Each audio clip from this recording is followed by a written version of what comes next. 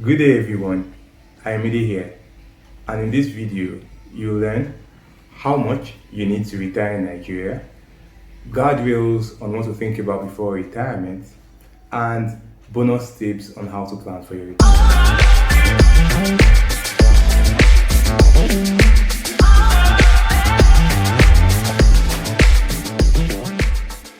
This channel was created because I couldn't find anything that spoke to the Nigerianness in personal finance. Information on what to do, tips that actually feel like I could practice, and this, in my opinion, is the first YouTube speaking directly to planning retirement in Nigeria. Investopedia defines retirement as the act of leaving the workforce behind. This could be attaining the retirement age.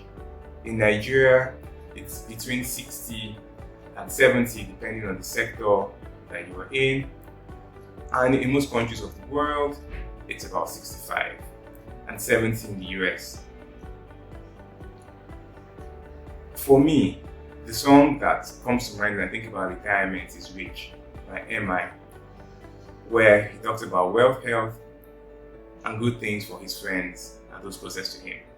For Ayomide, retirement is the ability to have 4-week vacations in a year, broken into 2 halves, one focused on relaxation, and the second, a 14-day dinner party where we just celebrate times, memories, and creating new memories with friends and families and those closest to me. In all, I would say retirement is not necessarily a destination, but how well we enjoy time, which is the greatest resource that we have. Looking at retirement, you could also add there are 2 other reasons why you could retire. Meeting your financial goals, maybe your financial independence number, and also accident and health issues, which you could say are not necessarily voluntary or not the best reasons for retirement, right, in terms of quality of life. There are a couple of key decisions that you need to have made before you think about retirement. First off, I would say you need to consider whether you want to be a homeowner or a renter, and you have adequate funds or have close-up payments for either group that you want to belong. Homeowner paid off any mortgage debt, so you fully own equity 100%. As renter, you have enough funds to keep paying for the rent for the remainder of your life, right? At least what you have control over and you can plan for. The second is your living expenses. And in considering this, you consider how much you need to live the life that you want. And also you need to consider if you have any dependents at retirement, because that radically changes the amount that you need. If you have dependents who still need some form of education, that cost is factored where payments need to be made for tuition. And if you have dependents who need healthcare, those costs need to be factored in when you're looking at your retirement numbers. Those are the big ticket items when considering retirement, because you want to have good quality of life and you also want to. I put up an Instagram post a few days ago and it generated a lot of comments, which inspired me to do this first YouTube video for my channel. And my post was simple: live on 10% of your income and retire in 3 years. And there were a lot of comments, and these numbers show one thing: following the rule of 15% savings of income will lead you to working 40 years before you can retire.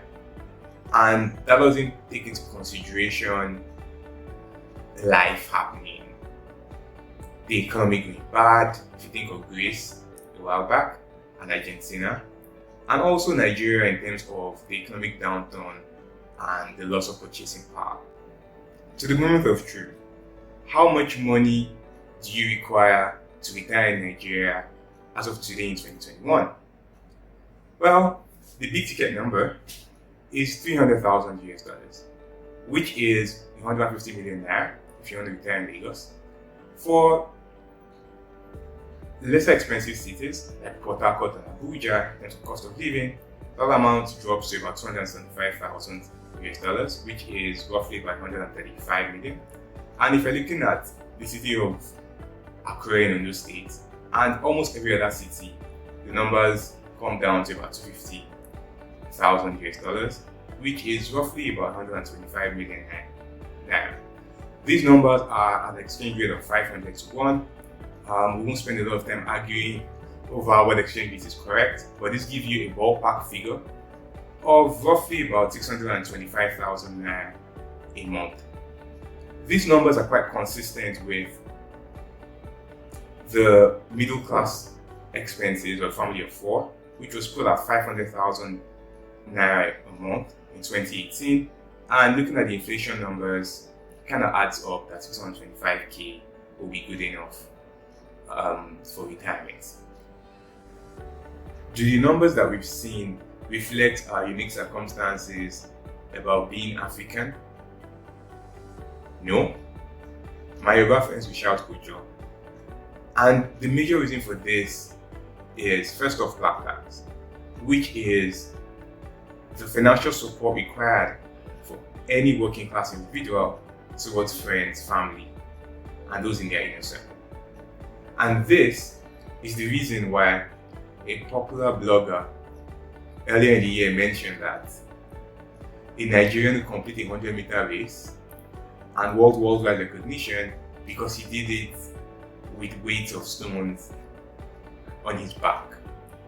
And a competitor or colleague will do the same race free of such weights. And it's the same 100-meter race.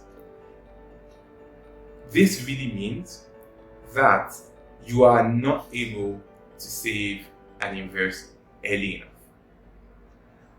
I mean, there's been ongoing debates on social media that in Nigeria of today and in most parts of Africa, you could argue for exception parts of North Africa and South Africa, that wealth building really starts in your 40s, because your 20s and 30s are all about doing what's required, giving back, and then setting yourself up for future growth.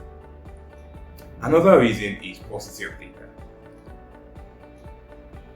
I've scoured the internet, asked questions, joined forums, just to find what is the number that is required to retire in Nigeria. There is no official information on the MPS website, and being in finance in my 9 to 5, I had access to resources, right? And it's still missing. If I couldn't find it, what is there for the average Nigerian to do that? We can all play a part by starting to aggregate data, by starting to share knowledge and videos like this, and starting to have open conversations. I think this will help us individually and also open our eyes to the possibilities that exist. Third reason for me would be a lack of infrastructure. So a lot of things don't work, and it means that we're paying a premium.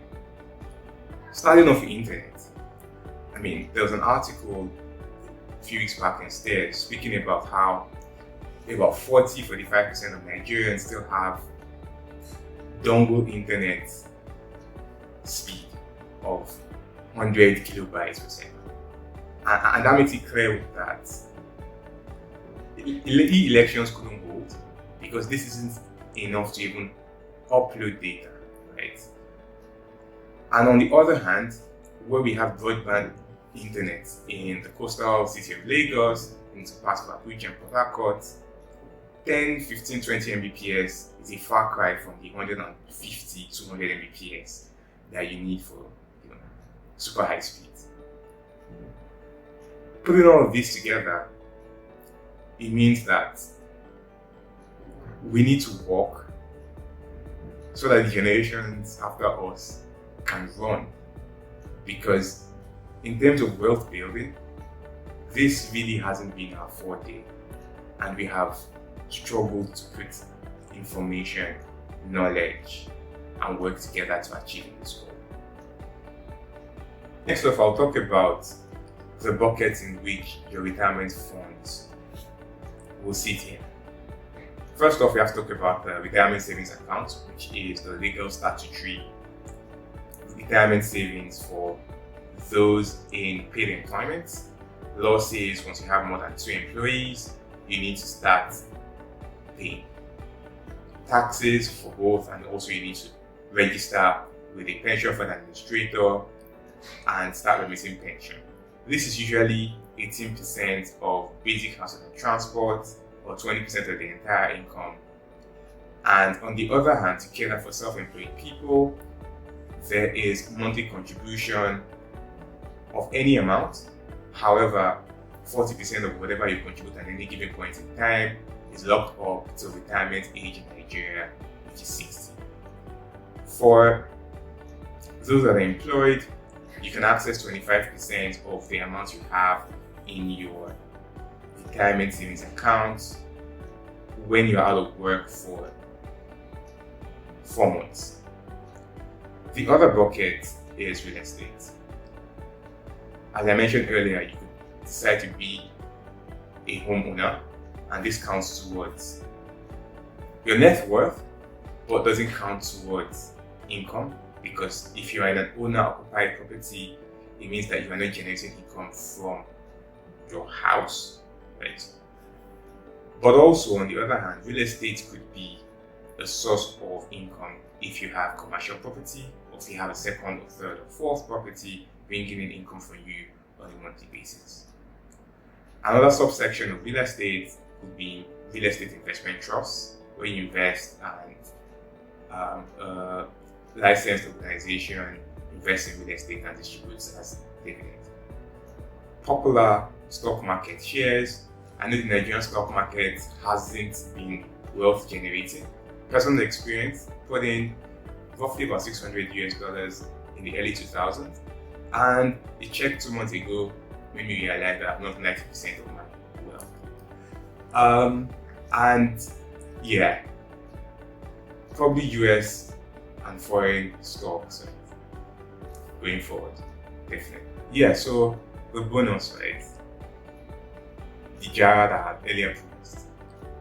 To think about retirement, I'd like to consider conscious spending, which is popularized by Ramit, the writer of I'll Teach You to Be Rich, where he advocates that you automate your savings, your investments, and you really push to spend on what you love. That way, you don't get any guilt associated with spending, and also you are consciously working towards your retirement, whenever that is for you. Also, I'll ask that you consider your inner circle. There are a lot of research that shows that your health, your weight, and your wealth also is determined by those closest to you. Which means if your friends, your close colleagues aren't where you would love them to be financially, you could share, comment, have discussions with them, join investment clubs, and try to get them to see things differently. That way, you're all working together and pushing one another to get better with finances, and you're also not going to be a hindrance, right, when they're trying to achieve their financial goals. Let's say, for example, that means less going out, right, and more sporting activities, for example. The third thing is to increase your knowledge about finances for yourself, looking at where you are now, having a retrospective of your current net worth, personal budgets, savings, investment, if any, and also reading books. And to books, I would say to those who are entrepreneurial, have their own businesses, if you've not had a look, read Millionaire, Fastlane by M.J. DeMarco. And for those looking for a simple path to wealth, read up the book aptly named Simple Path to Wealth. by J.L Collins, which just shows you stress-free how to invest your funds.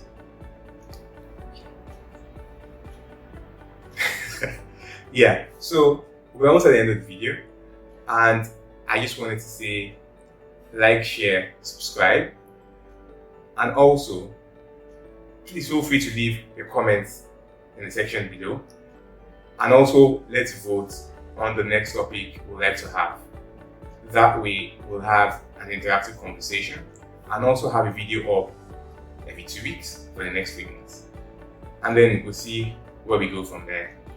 And see you soon as we continue this amazing journey. Goodbye.